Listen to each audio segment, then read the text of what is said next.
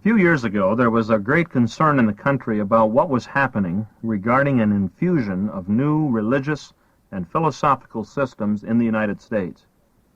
Mostly these had to do with Far Eastern religions and various cults. The Maharishi Mahesh Yoga, transcendental meditation, people wearing orange robes in the airports. There was a lot of new and unusual behavior appearing that didn't quite sit well with the Presbyterians in Dubuque.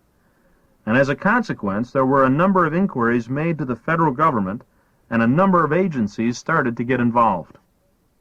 All of this led in turn to basically a research question, and that was, are these people for real? Is this stuff that they're putting out bona fide?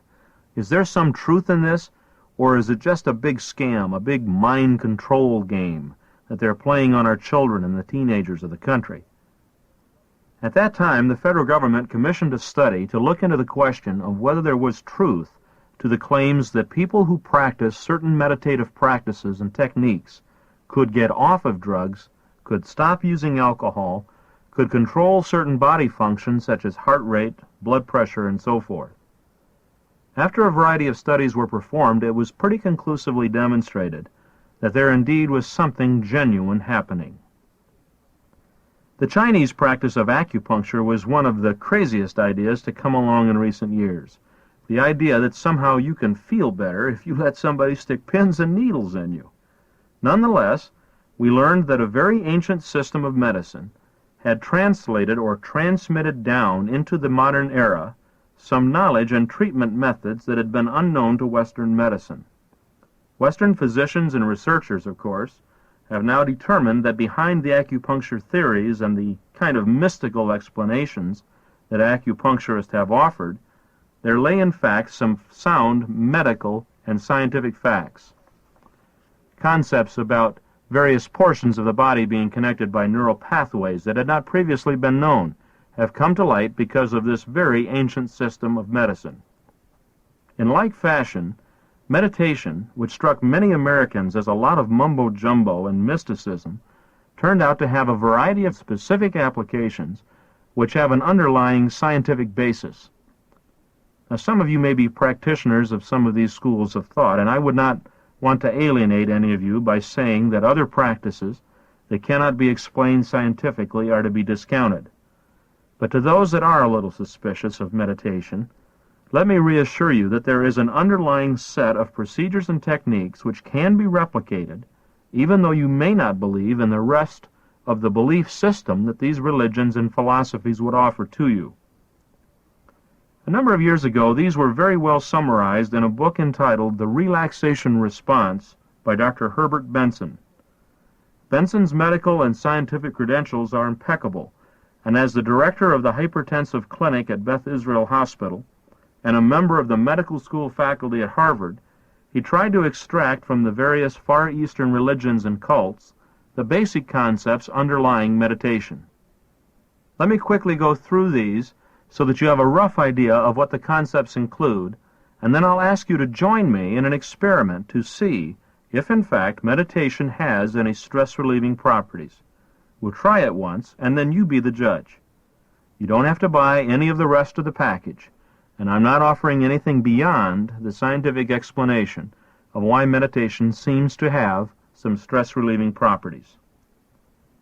The technique, as Benson extracted it from these Far Eastern religions, has 6 steps. The first is to sit quietly and comfortably. The reason for sitting is that if you try these meditation approaches while lying down, you're liable to go to sleep. And the purpose of meditation is not sleep. It is a conscious relaxation period in which you are aware of what's going on around you. Secondly, we're going to try and do this in a quiet place, preferably in a dark room. The only purpose of that is just to reduce the stimuli of sight and sound. The third step is to do what is called a progressive muscle relaxation technique. This is an old physical therapy technique that has been practiced for over 50 years.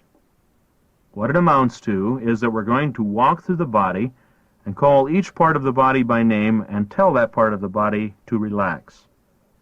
Now, normally we don't think at all about our skeletal muscles or how to control them. Those are all handled by the autonomic nervous system. Basically, they're on automatic. You don't think about placing one foot in front of the other when you walk. In this instance, we're not going to give up control of our body. What we're doing is taking greater control over it by imposing the will of the conscious mind over the autonomic nervous system. So, contrary to popular belief, you don't lose control in meditation, you have more control than normally. We're going to tell each part of the body to relax, progressive muscle relaxation. The fourth part is to focus on our breathing.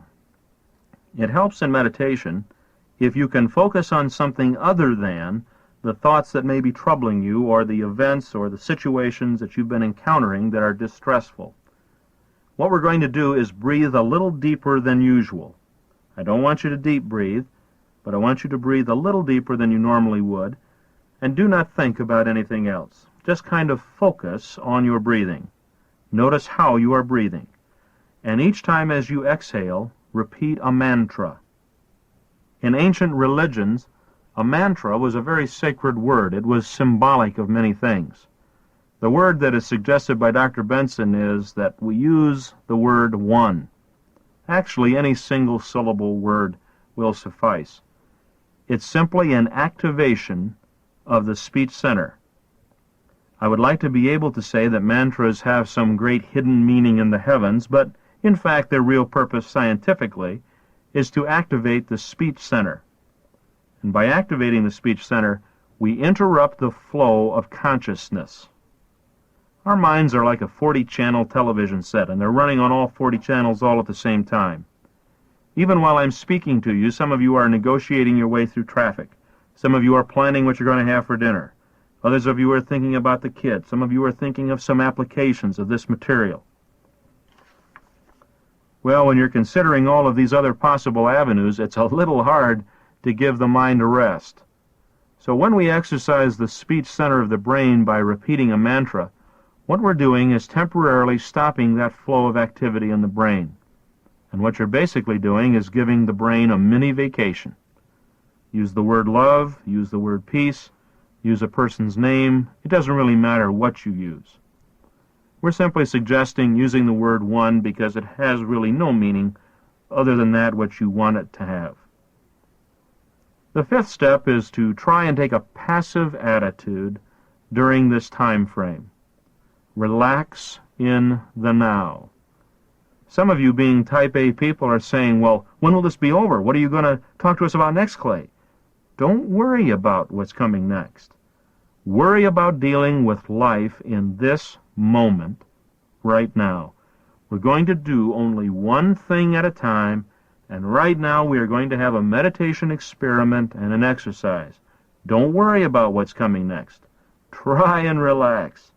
Take a passive attitude. Lastly, we're going to do this for 10 to 20 minutes once or twice a day. Some of you have so much hurry sickness and so much worry and anxiety, you're already saying, well, if I close my eyes, how will I know when the 10 minutes are up? Don't worry about it. The body will tell you approximately when the time is gone. And do this once or twice a day. Usually practitioners recommend that you try it early as part of your morning or beginning activities, and try it also perhaps in the early evening. About 40% of the people who try the technique late at night report that they get a renewed charge of energy and then have difficulty going to sleep. So unless you have to work late, you may want to do it in the early evening instead. Now, what are some of the outcomes that have been experienced as a result of this technique? Teenagers, kids who'd run off to the Haight-Ashbury district, people who'd gotten into some bad habits of using drugs and alcohol and so on, report in a variety of studies at the 90+ percentage level that they are able to give up drug dependency, alcohol dependency. Very remarkable cure rates have been accomplished. When investigating why, what many of the subjects reported was that meditation gave them a stress handling technique that they didn't have, and consequently their dependency or need for chemicals to calm them down or to deal with the world simply disappeared. It's also been found to be very effective in dealing with weight reduction. Smokers have given up smoking in very high percentage numbers when they try using this technique, or in many cases have gone to a lower level of involvement. It is not hypnosis, but it is akin to hypnosis. It does give a person a sense of greater control and a sense of being able to deal with pressures.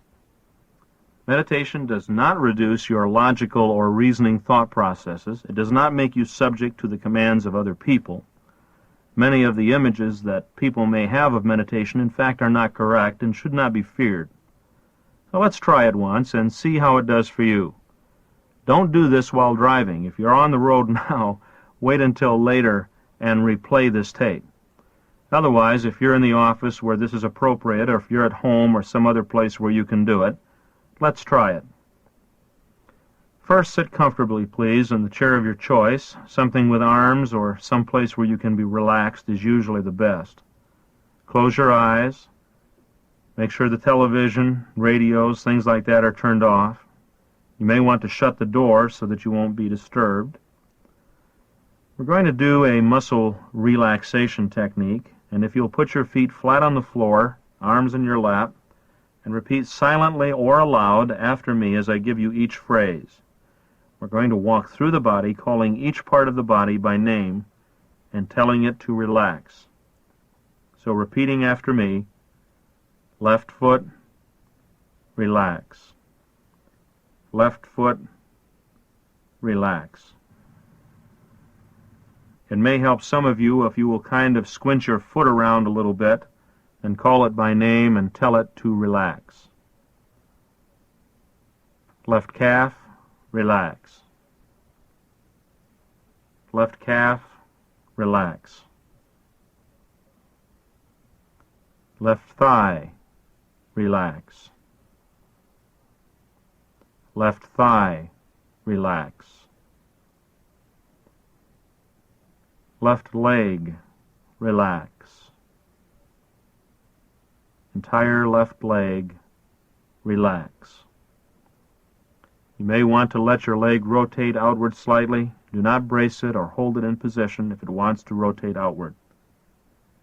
Right foot, relax. Right foot, relax. Squinch those toes around a little. Right calf, relax. Right calf, relax. Right thigh, relax. Right thigh, relax. Entire right leg, relax. Right leg, relax. Again, let the leg rotate outward slightly if it wants to. Some people at this point in the exercise will sometimes report a tingling sensation or a warm sensation or a prickly feeling in their legs. Those are typically associated with increased blood flow.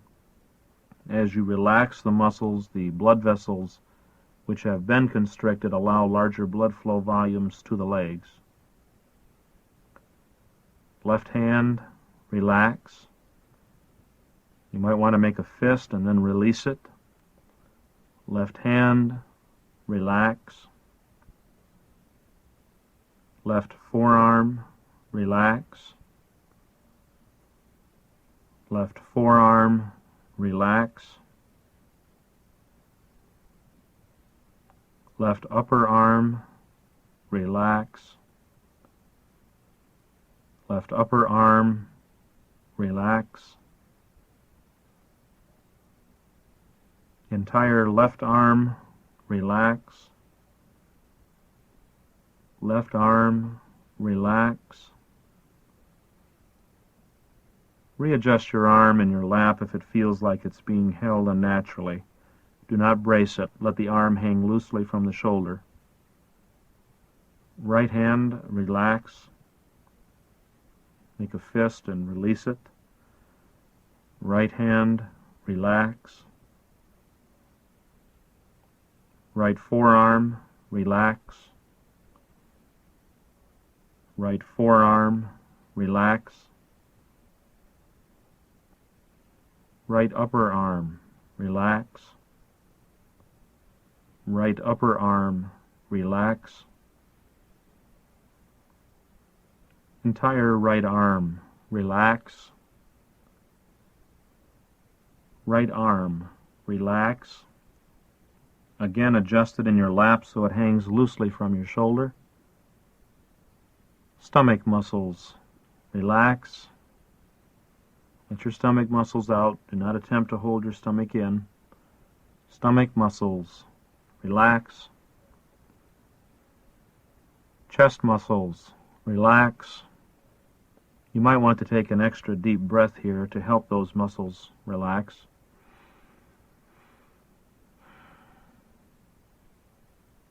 Chest muscles, relax. Lower back muscles, relax. Lower back, relax. Some of you who have lower back pain may need to repeat that command a number of times. Sometimes lower back pain is associated with intense muscle tension. Lower back, relax. Upper back, relax. Upper back, relax. Shoulders, relax. You might want to shrug your shoulders once. Shoulders, relax. Neck muscles, relax. Let your head roll forward slightly if it wants to. Do not brace it or hold it in any way. Neck muscles, relax. Facial muscles, relax. Facial muscles, relax. Let your mouth droop open slightly if it feels like it wants to. Do not attempt to brace it or hold it in any way. Entire body, relax. Entire body, relax. If you should notice that some part of your body seems to be still a little tight, go back and call that part of the body by name and tell it to relax. We call this technique touching up. Go back and touch up that portion of the body. Now I'd like you to focus on your breathing. Do not think about anything else. Be very peaceful. Be very passive. Whatever your worries are, ignore them. Breathe a little deeper than normal. Do not deep breathe, but a little deeper than normal. Each time as you exhale, would you say either silently or aloud, whichever you prefer, the word one as you exhale.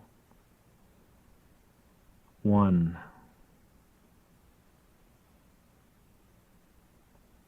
One. One. Do not think about anything else. Focus only on your breathing. Feel the air going into your lungs. Exhale. Say the word one. Do not think of anything else. Be peaceful. One. I'm going to be quiet for a few moments and let you go as deeply into this feeling as you can. Let yourself go. Let all the muscles go. Let the worries of the day go. Focus only on your breathing and repeating the word one.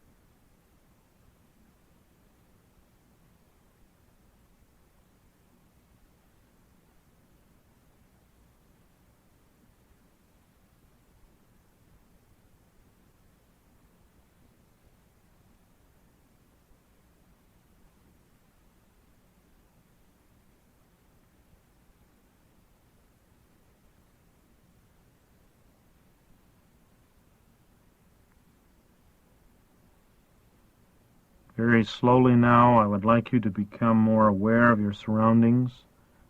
There's no hurry. When you are ready in a moment or two, you are free to open your eyes. As you complete this initial exercise, I would like you to think of a single word to describe how you feel at this moment.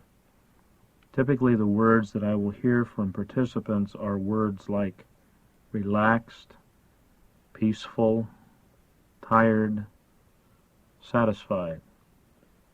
What is the word that would describe the experience for you? That one word would be your evaluation of how effective the technique has been for you. In our exercise, I didn't allow you the full 10 to 20 minutes. Do give it that much time when you do this again on your own. The more you use the technique, the more powerful you will find its effects. Not everyone, but a vast majority, typically around 90% of the people on a first try, will have a positive experience with it. An even higher percentage is obtained on a second and third trial. Another key finding about meditation effects is that it takes much less time to get to the relaxed state as you gain experience.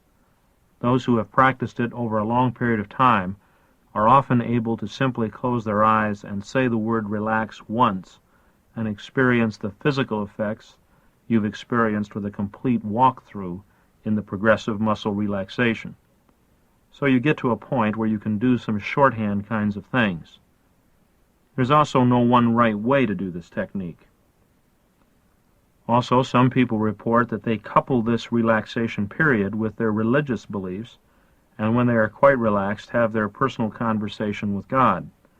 Other people, when they are quite relaxed, will do what's called imaging, and they will picture some difficult situation in their life and somehow see themselves having a success experience with it. If you have some particular stressful situation right now, you might want to do that the next time you're at that very relaxed and very receptive state. What you then allow the mind to do, since you've opened up kind of a subconscious level, is to receive a suggestion. And we call this auto-suggestion or self-suggestion. And what you are suggesting and commanding the mind to consider is a successful solution to a problem you haven't been able to solve. This has been found to have a lot of applications in creativity. Sometimes meditation is used in research work as a way to generate ideas. It can also be used in solving interpersonal relationships. Give your mind a command when it's completely open to you to find a solution to that problem. You don't know how it's going to happen yet. That's why you've got a brain. Give it a chance to think about these things. The purpose of the technique is to give your body a very short relaxation. Give your mind the same thing, and to open up your mind to other kinds of possibilities. Other things that are known about the technique is that after the 15-minute session, you will notice a residual effect for the next several hours. You will find that you are on a more even keel. People may give you some bad news, some problem, and it won't be that you're incapable of reacting to it, but you will tend to find that it does not upset you as much, that you tend to be able to view the problem more objectively. Sometimes in street language, people who would practice this technique would say, "Hey, I've gotten in touch with myself." And to some extent, that's a very descriptive and a very accurate use of language. You have done nothing to your mind, but one of the things that has been shown conclusively is that the mind has unbelievable powers when it is opened and given some very positive messages. And this is simply a technique that allows you to do that. In this program series, we've discussed a whole range of techniques and recommendations for dealing with stress, conflict, and the pressures of change. As you seek your own solutions to living this thing we call life, may I encourage you to master the bad times and to enjoy fully the wonderfulness of your own being. Hanging on my office wall is a poem given to me many years ago. One of my stress-handling techniques is sailing. I love to sail. I love being outside and having the physical exhilaration of it. In this poem is a very key concept of life managing, which I would like to share with you. One ship goes east, another west, by the self-same winds that blow. It's the set of the sails and not the gales that determines the way they go. And like the ships at sea are the ways of fate as we voyage along through life. It's the set of the soul that decides the goal and not the calm or strife.